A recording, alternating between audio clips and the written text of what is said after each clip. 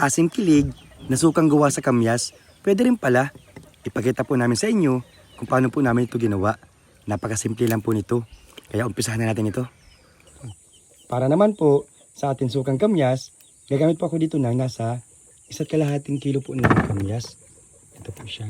So ngayon po, tanggalin lang po natin yung mga dulo. Ito po, yung pong bandang yan. Magiging na po siya ang ganito.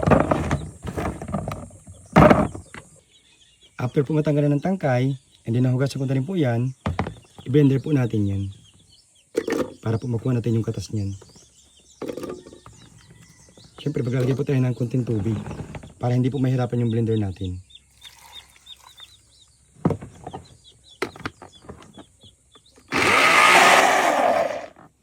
Unti-unti lang po yung lagay ko.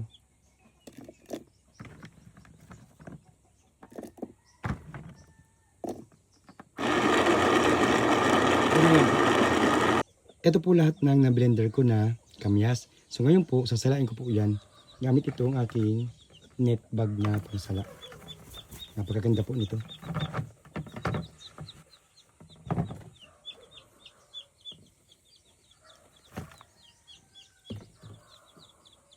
Yung pinagkakatas lang po ang gagamitin po natin sa suka. Asim ng amoy. Ito pong pinagpigaan, hindi po yung masasayang ha. Pwede po yan sa gulay or ipanglahok po sa ginataan na isda. Pwede po yan, no? Pakita po namin sa inyo. Ito po yung pinagpigaan po ng kamyas. Ito lang po yung natira sa piniga. So ngayon po, bonus round po tayo. Diba?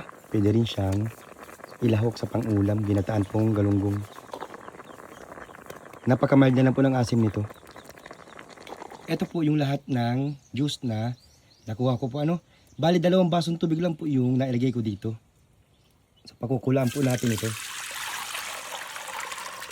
Maglalagay pa ako ng paminta. 3 kutsarang asukal. Gusto ko po kasi nito may tamis.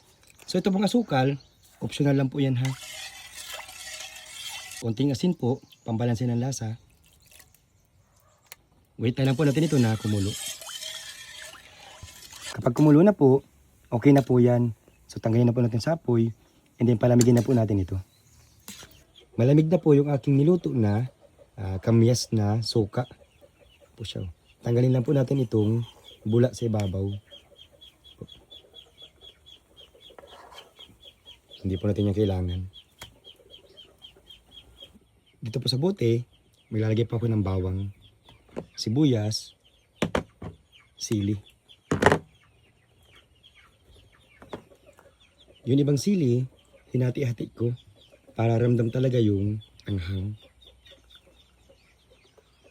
Isali na po natin yung pinakulaan po natin.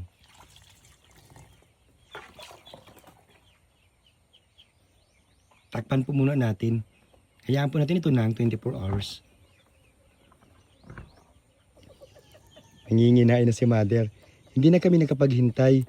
Sabi ko kanina, 24 hours ano. Ginawa namin siya kaninang umaga. Nasa 6 na oras pa lang po siya. Dapat po kasi mag-infuse yung mix na yan. Pero pwede na po yung consume yan. Mas maganda lang po kasi yung 24 hours ang palipasin. Yun lang po ano. Asim. No? Yung sarap ng asim niya. Yun lang po. Ito po yung amin homemade na sukang gawa sa kamyas. Yan, bye bye.